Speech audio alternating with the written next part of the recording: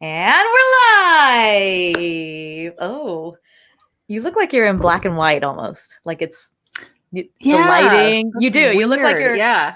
You look like you're in like a classic movie, and I look like I'm in a John Hughes film. Yep.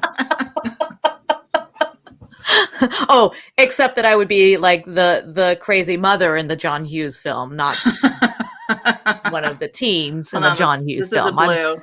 I'm not delusional. Oh. This is the blue filter. Oh, okay. All right. Okay. Oh. Ooh. That's like you're like a vampire. Speaking of, we can't speak of it, but I wanted to. Something that happened earlier today. Nope. You know what I'm talking about. Do I? I'm just going to leave. That happened earlier today. Vampires. Oh. Welcome, everyone, to See and Spin Conversation. Episode 16. Don't spit. Don't spit. Yeah. It's not polite. Yeah, Mama always told me to swallow. It's going to be one of those shows. I see. Okay. All right. Yeah, well, we saw some of you out there on Monday when we finally we're getting our asses back in gear to do these shows. Yeah. And, maybe we came off a little too cheerful, or maybe it was just the right amount of cheerful for the happenings over the weekend. Well, I think so. I mean, I'm sure we're all a little relieved now that we have the world was relieved. Relieved the world. I mean, I was getting texts from friends all over the globe. Me too. Like, yeah, we are with you. Thank God. Like people are cheering. Like, yes. Yes. Everybody, but perhaps Russia and maybe even China. Like literally the only ones who haven't congratulated Biden, right? Like even Turkey, Erdogan was like, that asshole. Yeah, so it gives us a little sense of optimism, at least, Yes, unfortunately, we have to. We still have to talk about him anymore. Nope, not gonna do it. I'm gonna ignore him. Yeah, that's how I like our last show. I like to just sort of ignore things. I think that's the way to handle problems. I think that's best. Yeah, that's what I do at home too. That's what I do at home. Like, problem? Nope, no problem. What? La la la la. Yep. No problems. But yeah, so it's been a much more uplifting week. Other than the fact that we've got our COVID back. Thank you, COVID. Oh, back and better than ever. With a vengeance. With a vengeance, COVID. Cheers, by the way. Cheers. Cheers. This is not going to last the show. I started. No, this wine will not either. No, I can't get my straw. I don't know. Do you want fun sports news? Sure. What's some fun sports news? The Masters is happening this weekend. I don't know anything about golf, really. I was going to say that's fun. I guess if you're into golf, that's fun. But you and I both like a theme party and things to theme. Right. So I was like, well, I have to find out because the Masters is being watched in my presence right now this weekend, and I was like, well, I got to figure out like what kind of food is there's got to be a food or something, and there's a pimento cheese sandwich that's like the thing at Augusta. That's a classic. Okay, all right, that's a classic. I made southern thing. Yeah, so I made pimento cheese sandwiches, and I even like cut the recipe in half because it seemed like a lot. I'm going to be having cheese sandwiches for maybe a year. Oh, it's so much. Well, we're here if you need any. I have plenty. I have plenty. Fran is asking, is that the same drink from our pregame happy hour? Yes, Fran, it is. I was nursing it. It is the same. Having soup. You're having guys soup. Pre-gaming. It It's one of my hard kombuchas again, but this particular one is kind of a high. I think it's like a 9%. So, ooh, it's a crazy. So I'm good. kombucha. I'm good. That's why I'm nursing it. I think that's probably the wise thing to do. Oh, Fran will take some pimento cheese too. So I made a grilled.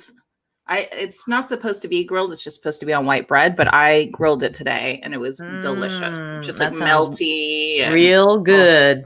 That sounds real good. Yeah. Look at how fun we're not even talking about anything political. We're just talking about dumb cheese sandwiches. This is great. Yeah, it's been a long time, right? Yeah. Well, some things are all consuming, and it was hard to get out of the headspace that we were in. So now we just have a pandemic to worry about. We have a pandemic, and then we also have 2 runoff seats in Georgia. Let's get political again really quickly that we should focus on. Like, let's get these guys in there. Get out there, people. Let's get those seats. Yeah, writing some more postcards. Got to get my right arm ready again. What? Can COVID be? This is going to be real dumb. So I was giving blood. I didn't tell you the story yet. Compared to what? The cheese sandwich story? Well, the question I had was really dumb, but I'll save it till after the story really quickly. So I went to give blood at the Pantages Theater here in Los Angeles. They do a blood drive like every couple of months with American Red Cross. So I go to give blood, and everything's super separated, like, it's very safe and all that kind of stuff. But when I was done, I sat up, and I just see this woman who's like across, and it's in the lobby, so you know where that is. So you have it in your head. She's pretty far away from me, but I just see like just blood gushing and dripping to the ground. Oh God. No. Yeah. And like, did she rip out the needle? I don't know what happened, because I had just sat up, and then I saw like 3 techs over there with her, and they're like trying to wipe everything up. And I was like, all I could think of was very selfishly like, oh God, COVID. Oh my God. That's horrifying. That's not what you want to see. I donated for the first time a couple of months ago. Mine was in Burbank. It wasn't as fancy as your Pantages. But there was nobody, with blood spurting out of them. So I guess that's a bonus. That was nuts. I mean, like, I don't know if they couldn't find a vein or whatever. Like, I don't know. That's what happened to me when I went. Is I always, when I have to, get a blood test or something, I always tell them they have to use a child's needle on me, because my veins are tiny and they can never find them, or they can never get it going. So I told them that there, and they were like, oh, we don't have children's needles. I was like, oh, okay. All right. They're like, well, we'll just do our best, see what we can do. They try on one arm. They're doing the whole thing. They're everything. Let's try the other arm. They had to still. Oh my God. It took them a couple tries to finally find something. And then they got it in there, and they're like, squeezing. They're like, oh, okay, there it goes. Like, took them forever to find it. So if I had my first time giving blood had been at the Pantages and seen that, might have been the gusher. I'd have been like, nope, I'm out of here. I'm the opposite. Like, they're like, you got great veins always. Like, I have no issues. Like, I even tried drinking water. They say drinking water first will help, but it didn't happen. Well, I also used to, like, in high school, used to do this because I was really into Anne Rice and like all of the. You make it all pale. Just like, I really wanted it pale, and then like my veins just to pop. Oh God! So, I know, fucking weirdo. Well, you're kind of doing an Anne Rice vibe right now. Thank you. I even read her erotic novels that she wrote. Wow. Very bondage, S&M stuff. I missed the Anne Rice thing. It started when I was in, I think, middle school. That's when everybody was reading it, and I wasn't really allowed to read them. I'm surprised you read them. Did you read them when you were an adult? I snuck all of that. Oh, no. I snuck them. But I've always been obsessed with vampires, like even from an early age. Like, I would rent books from the library, and my mother, who's, they're very Christian, they love Jesus, was so worried about me because she was like, these are the devil. That's fair. My mom's worried about me. She should have been worried. Yeah, I was going to say, she had other things to worry about, not my vampire. Far more things to worry about. Well, I think we should bring our guest on.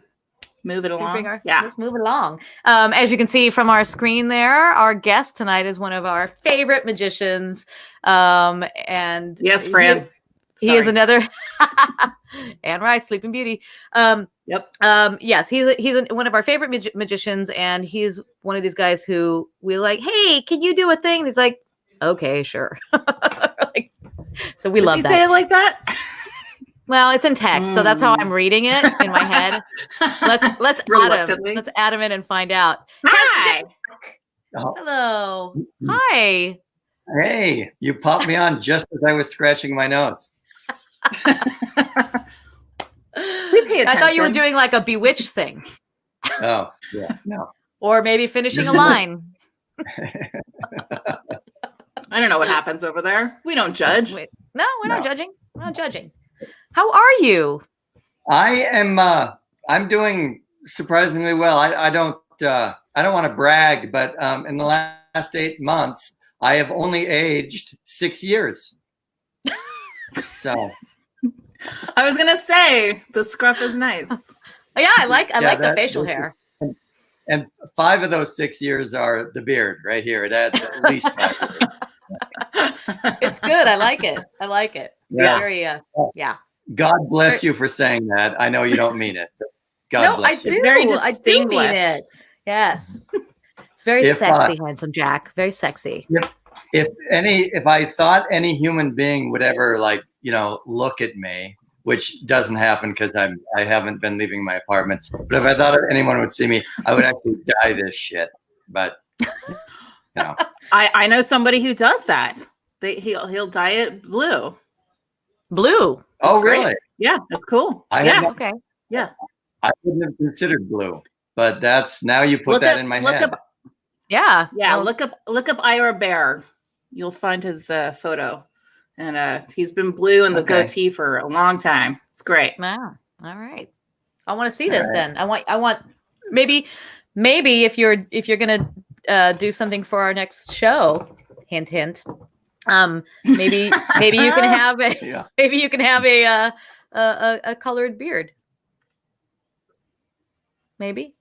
No? Did I just killed the conversation? Perhaps I can. I'll do a Photoshop test and see. There you go. Yeah, there you go. So what have you been doing over this last 8, 10, 20 years, month?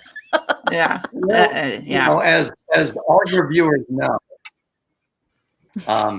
So when the pandemic hit and quarantine came along, and all the gigs I had booked as a performer went away overnight.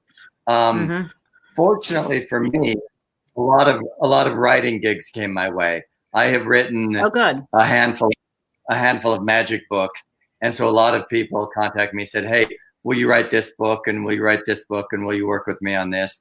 And so I've been very productive and very busy writing on various writing projects that are keeping me sane and bringing in just a little teeny bit of money. As it goes, right?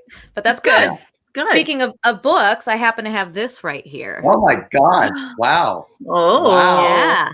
Yeah. The Handsome Jack book. Yeah. It's a great looking book. I love it. It's she hasn't looked in really it. Fun. She just she thinks it's really pretty though. I've looked in it. There are lots of pictures in there. You can look. I know. I know. Look. I found one. Yeah. It's funny. I marked this one in particular because it is what we say to Handsome Jack. Handsome Jack, I think the best magician I ever saw was Teller. I'll never forget an amazing trick that he did, ...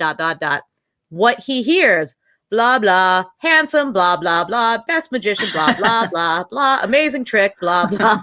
Yeah. And I thought that was quite funny because not only because it's just quite funny, but there was when Dave and I were pretty new dating, before we were married and stuff, we were at Largo, the old Largo, and oh God, now I'm going to blank on his name. I've just lost it. God damn. Is it a magician's name? Oh no. It's a magician. He does a trick where a card ends up in his ass.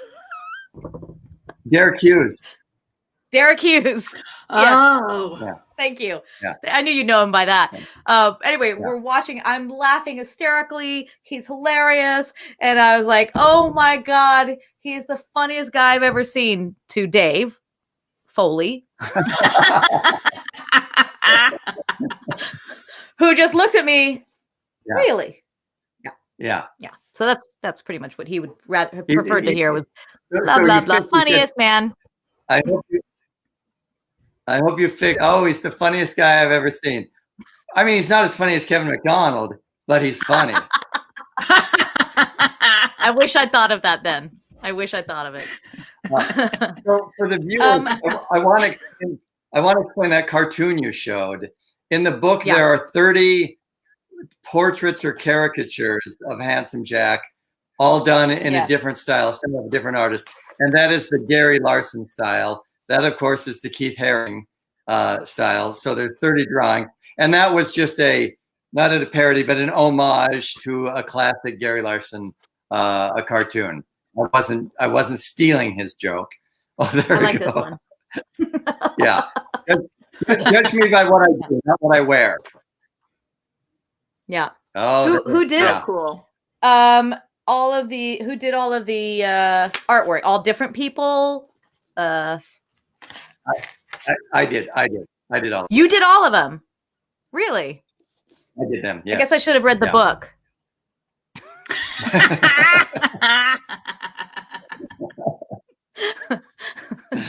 But who's got that kind of time? It's not true though. I did read some of the book because when I first got the book from you, you said to me, at least read the first chapter. Read the introduction and read the chapter. The first chapter. I was like, got it. Yeah. So I did. And then you can stop it. Yeah. Well, actually, I'm gonna practice some tricks, and maybe for this next CNC show, I'll do one of your tricks. Hey, I can do some. You don't know this, Handsome Jack, but as a young dancer, was an assistant. Was an assistant to a magician. Yes, as a young dancer. Well, so I have experience. Was this in Texas? Where was that? It was in Texas. It was in Dallas. And, like as one does when you're a dancer, you start doing these gigs like industrials for like Sally Beauty Supply or GMC, all sorts of stuff. And so I worked with a bunch of us dancers worked with a specific guy who later, I think his mom funded everything and like got him a theater out in Vegas or a space out in Vegas somewhere. And it was one of the worst jobs I've ever had. But I know how to do these things. Well, magicians are horrible. Sorry. Not usually. Do you remember or can you say his name? Yeah. Can you I say don't care. His name? Yeah. Do you remember? Steve Wyrick. Oh my God. The worst magician on the planet. The worst. Oh, that is hilarious. And he got a Letterman. It was a nightmare of a job. It was a nightmare of a job. But it paid well. He got money from somebody, and like you say, probably his mommy or somebody. It was his mom. A theater in. It was his mom. Yeah, I love that. And there's a magazine, a magic magazine called Magic Magazine. Clever. Enough. What are we judging? Clever. We have CNC as our. It's true. So they,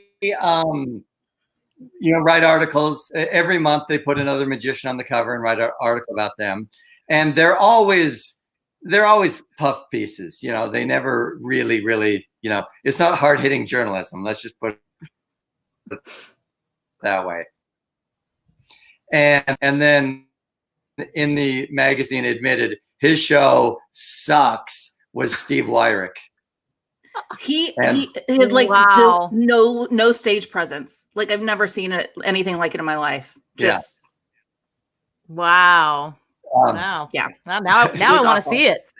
So, he was on Letterman. I've got a story about terrible show. You what? Oh my God. So I've got a story about that. So I was in Vegas. I was visiting. I'm good friends with David Copperfield's producer. And so I was in Vegas visiting with him.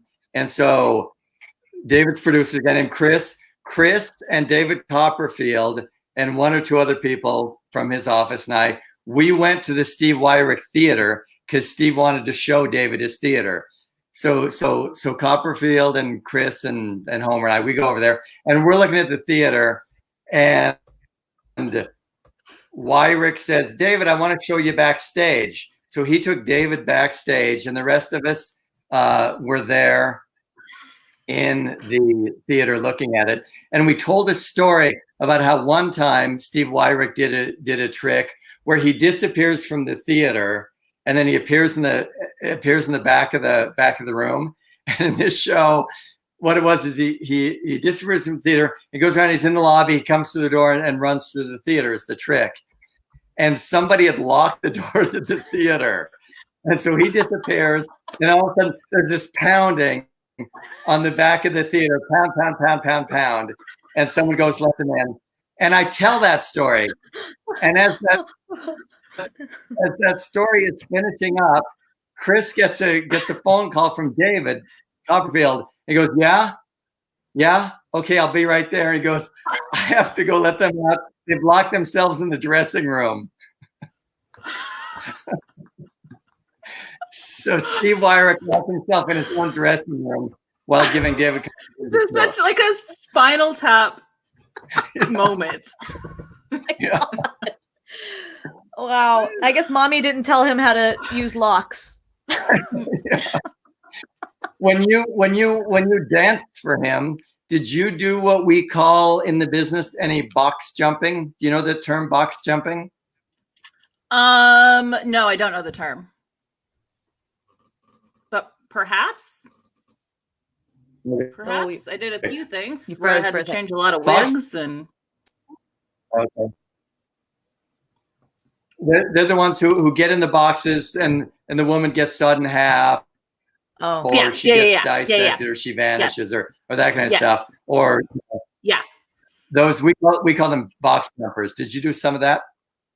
Yeah. Yes. Was that fun or interesting, or I mean, other than the fact you're working for Steve Wyrick, was it fun or interesting?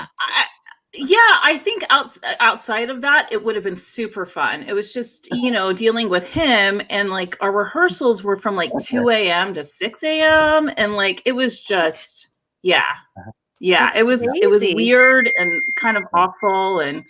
But that's crazy. But fun. Absolutely. I've got one more story about him. Story about him, and I have to just Who knew you'd have so many stories about him? It's not my story. Yeah, this is not my story to tell, so I will disguise the identity of the person who told it to me. But he's a very well-known, very successful magician, not David Copperfield, but very well-known, successful magician. And Steve Wyrick's show opened, and a bunch of the Vegas magicians went and saw the show. And afterwards, they were backstage saying, "Ooh, congratulations, Steve."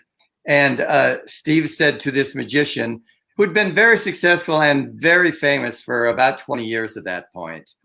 And Steve goes, "Oh, man, you can't believe what it's been like to get the show up and running. The publicity I'm doing, the morning talk shows that I on the radio I have to do, and the newspaper news and rehearsing a show, man, you can't believe what it's been like." And this magician said to him, "Well, you're not going to have to worry about that much longer."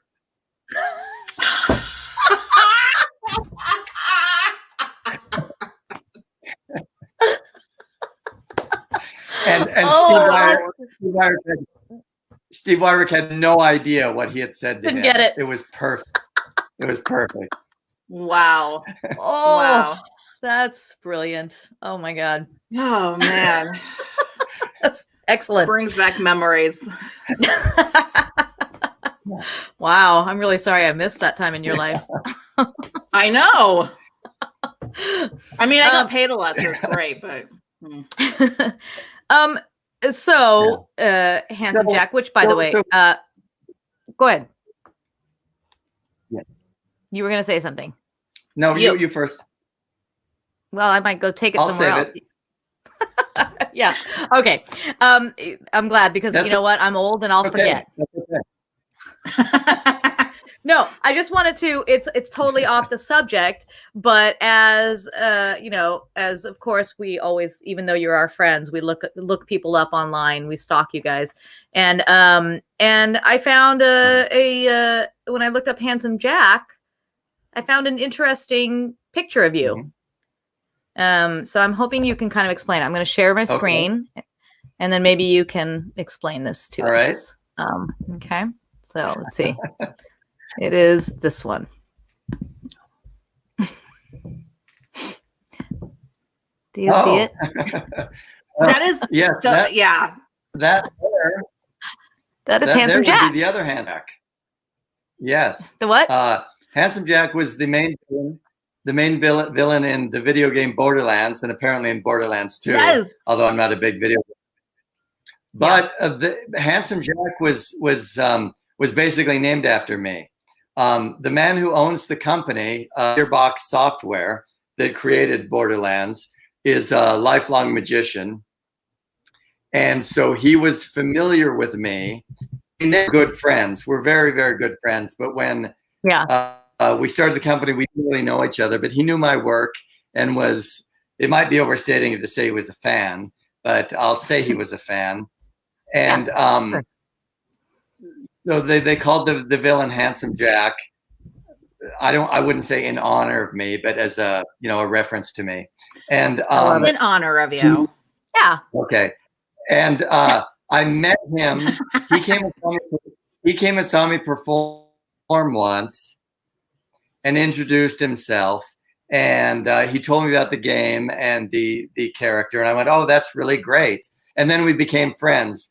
And he then, because he became a zillionaire from his video game company, when he built a house for himself, he built a 100-seat theater in his house, like you do, and started producing these monthly. So he produced these monthly variety shows in his house. And I remember thinking, oh man, I wish Randy would hire me to come perform at this. He called it the Peacock Theater. And I said, I want to go perform at the Peacock Theater. And so I got the call. He said, hey, come perform at the Gearbox Christmas party. And the next night perform at the Peacock Theater. I'm like, oh my God, yes. So we go out there and he flies in. There were eight performers on the bill. And we did the Gearbox show the one night, Peacock the next night. And I'm the 7th performer of 8 on the bill. And there's a sword swallower and a contortion act and a juggler and, a comedian and me, I'm 7th of 8, which back in vaudeville, the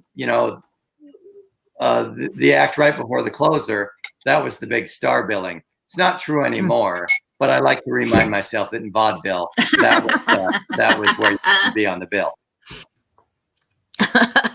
You're a star. So and the show's going great. Yeah, everybody's doing like 10 minutes, and everybody's killing. And it's in a big hotel ballroom and very festive, and everybody's just doing great, knocking it out of the park. And I'm like, oh, this is great. It's such a great crowd.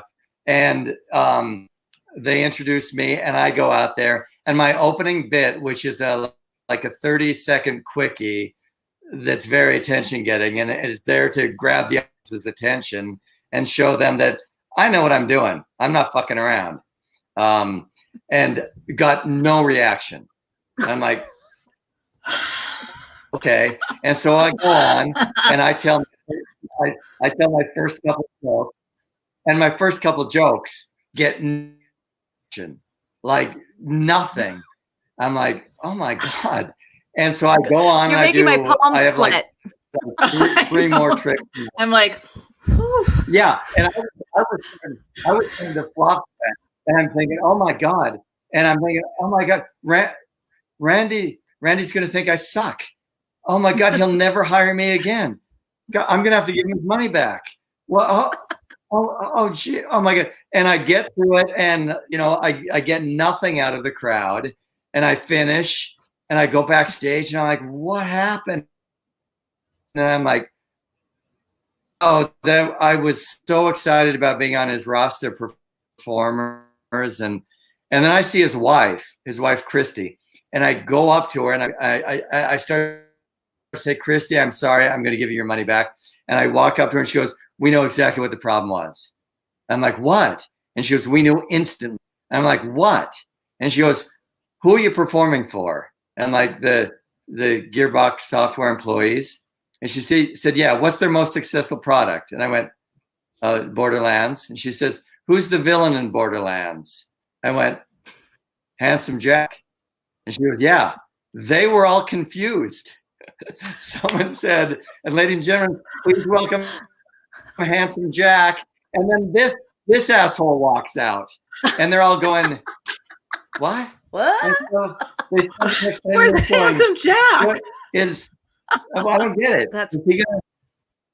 Is he gonna introduce Handsome Jack, or is he gonna take his feet off and become it? What is? They spent the whole 10 minutes because they didn't get the joke. That's so funny. That is so funny. Cookie Party, one of our viewers knows Hyperion CEO, Handsome Jack. Yeah, that's who you are. So maybe if you ever do another one of those. Well, see, that's the problem. I'm calling up Hyperion. I'm calling up Hyperion. Say, hire me to do your job. You'll get a great story out of it. That's by the way, that's your character's company in the Borderlands game. That's what that is. The Hyperion is your company in that game. Oh, wow. Later. Great friends with Randy, but I know nothing about that video game or any video games. Yeah. Stuart Ross is giving you some props for that story. It is a good one. I agree. Thanks, Stuart Ross. Yeah. Is Stuart the Stuart that I'm thinking of? Yeah, I believe so. Puddles manager Stuart? Is that Stuart? Our Stuart, okay. Yes. Yeah. Okay. Hi, Stuart. Thanks for watching. Yeah. Wait, how did you get into magic originally? Like, I just think it's so fascinating how we find ourselves in these it doesn't seem weird to me because this is all we've been doing forever and ever. But I worked a corporate job for 3 years, you know. And when I would tell stories, people were like, "What? What are you? What?" So I'm just fascinated. Like, how did you get into it?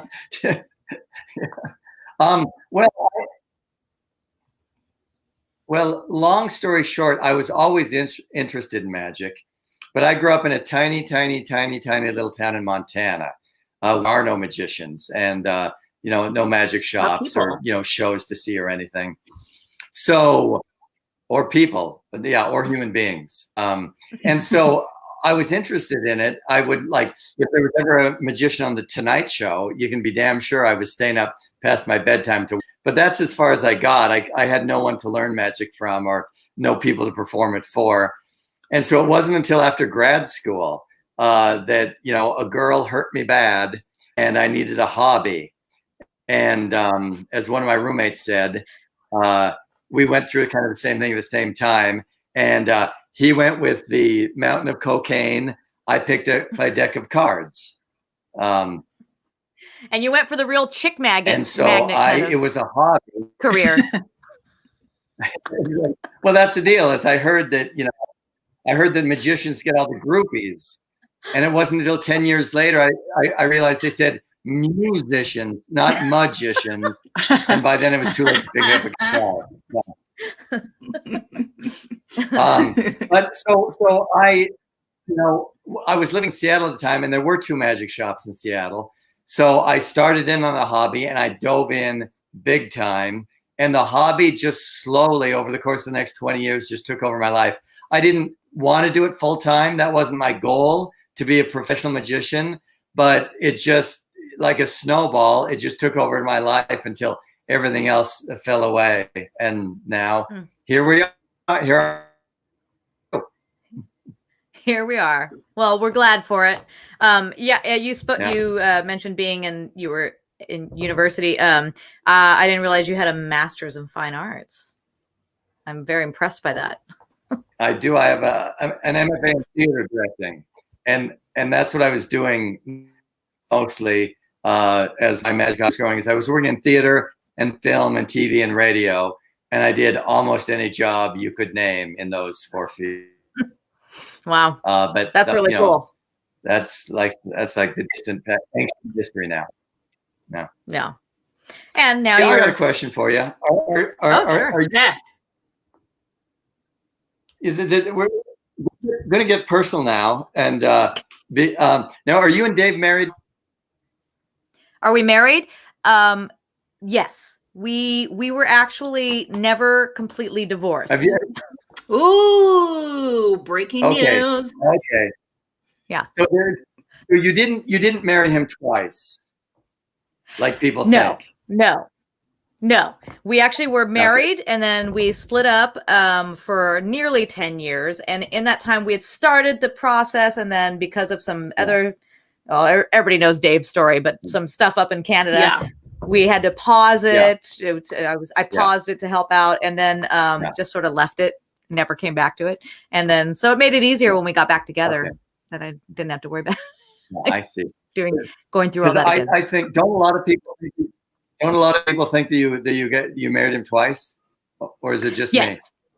No, a lot of people do, and in fact, just recently saw I think on I don't know if it's IMDb or Wiki or something. They still have us not together, so. No. Well, it's convenient, I guess. So so what you're saying is there's some inaccurate information on the internet somewhere.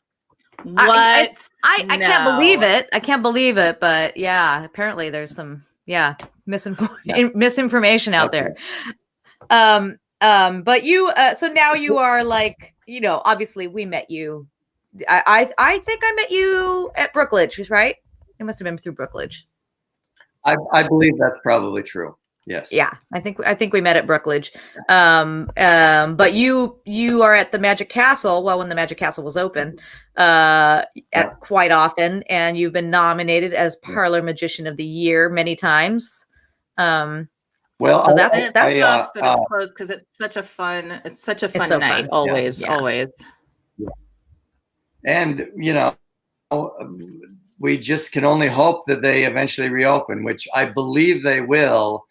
But you don't know. There's no way to predict anything about the next 2 years or even the next 10 years. So no, I mean I really don't know. I know Broadway's planning to open up again in June, but I don't know if it's going to happen. Who knows? It's crazy. Everything's going to change. Like all of our, obviously we're doing virtual shows, but everybody we know is a live performer, and it's their livelihoods have been taken away from them. But. Yeah, what that reminds me is this is fun. Recently on Facebook. Recently on Facebook, I posted a photo from the movie Touch of Evil, the Orson Welles movie, and I said, my favorite scene. I said my favorite scene in Touch of Evil is when Orson Welles goes to Marlene Dietrich as the fortune teller, and he says, "Tell me my fortune," and she says, "Your future is all used up." And then I said, I miss having a future. That was kind of my punchline. I miss having a future. And people on Facebook, then people started commenting, "Oh, I love that movie. And what's your favorite Orson Welles movie?" And Marlene Dietrich is so good. And after enough of that, I went back on. I said, "Oh, I don't know who needs to hear this, but this was not a comment about Touch of Evil."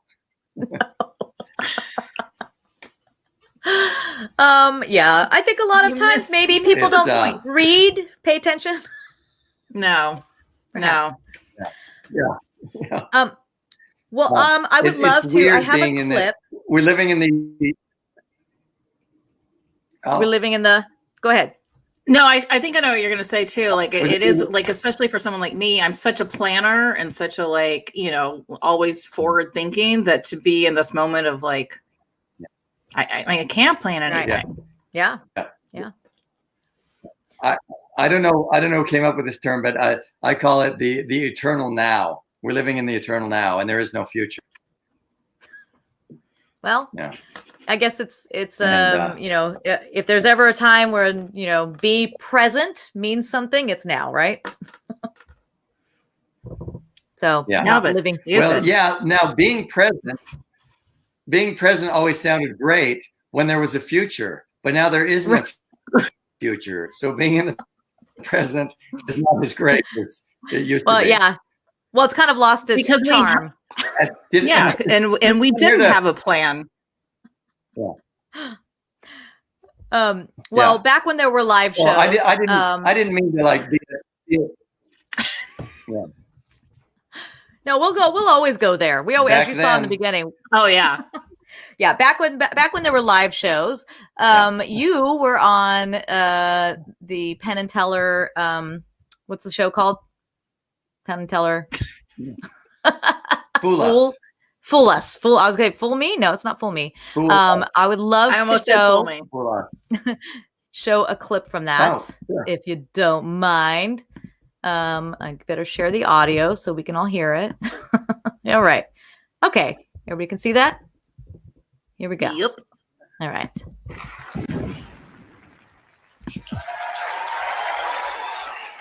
Hello, that's you. Vegas. You're on TV. Prepare yourselves for the Handsome Jack experience. Anybody who does not want to get his mind blown out of his ass should leave the room now. All right, you've been warned.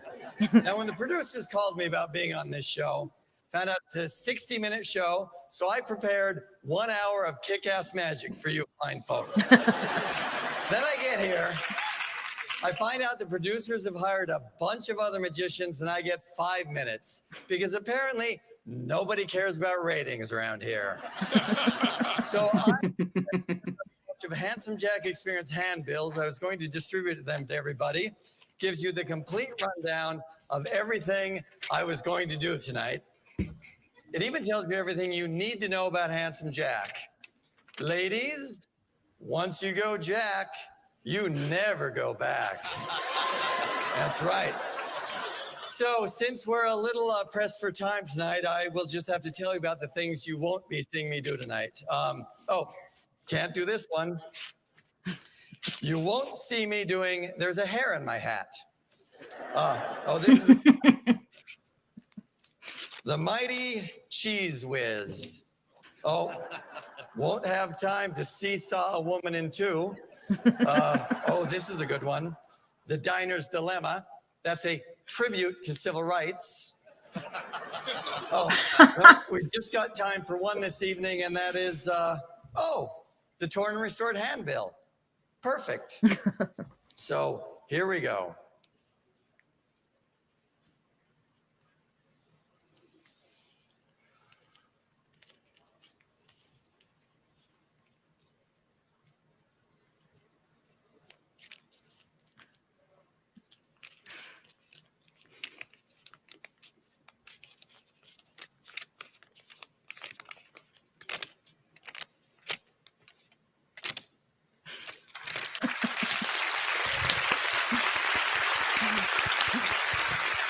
You know what?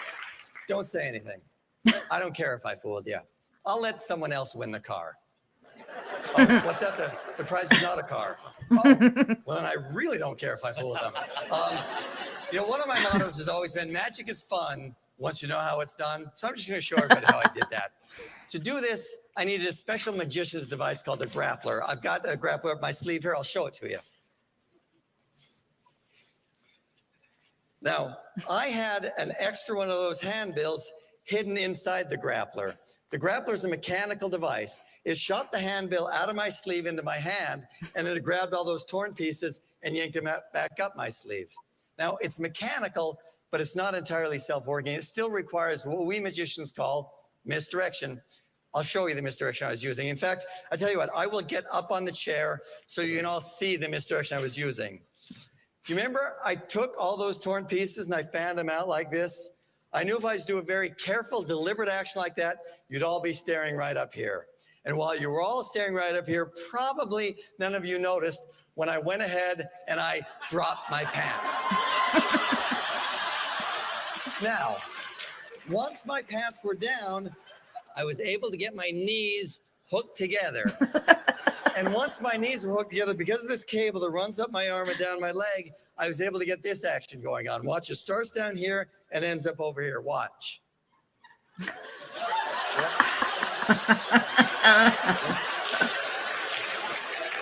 So you can see, it's not the hands that are quick in the eye, it's the knees that are quicker than the eye.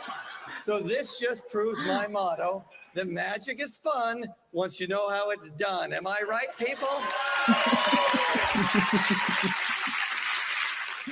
There is still a problem sometimes you can encounter when you're using the grappler, and that is sometimes the people up close, they can see up your sleeve, and they can see all the torn pieces up your sleeve. And if that happens, well, then you have to resort to plan B. And plan B is what we call taking care of business, Handsome Jack style.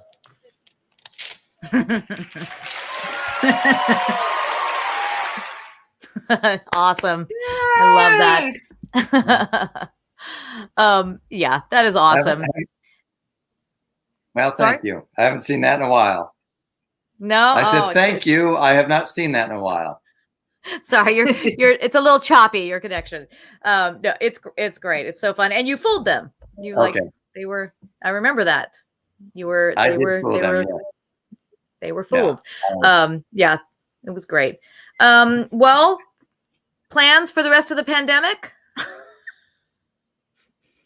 I'm just going to try and keep getting more writing assignments. Keep writing magic books. And I'm just now, after 8 months, like I said, after 8 months of basically not leaving my apartment, I'm just now slowly starting to do things like, meet friends, like in their backyard at a distance and, having a cup of coffee and things like that. I've started to realize we can kind of go back to real life a little bit, and if we're safe and smart about it.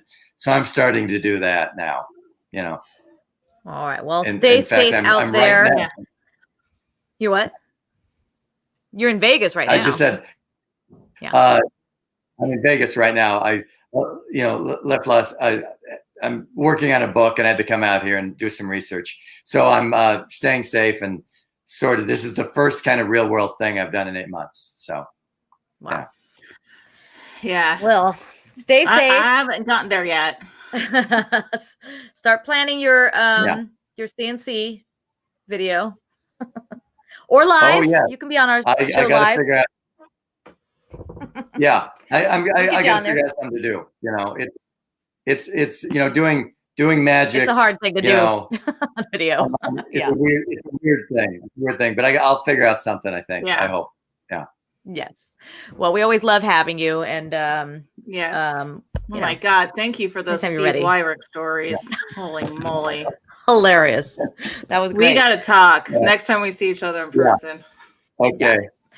Thank you. Thank you so much for having me. I love the show, and I love both of you. And thank you. I'm thrilled you had me on. So thanks. Well, thank you. We're thrilled to have you on for doing it. And always happy to have you. So we love you. Great. Have a great night and have a great rest of the pandemic. Bye. Oh wait, one more. Well, hold on. One more fun comment. Oh yeah. Here we go. Great to see you, Handsome Jack. 2 T's. I loved you. 2 T's. Great to see you, Handsome Jack. Loved you in A Touch of Evil. That's our friend Joe Utzler.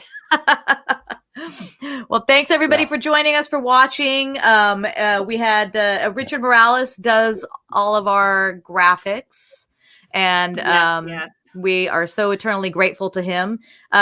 Next week we have the Hot Toddy Tipsy Dancers. The Hot Toddies. I think we only are missing one, Sarah, but we have seen Sarah. Oh. She came on with her husband Joseph. But yeah, we're gonna have the dancers on.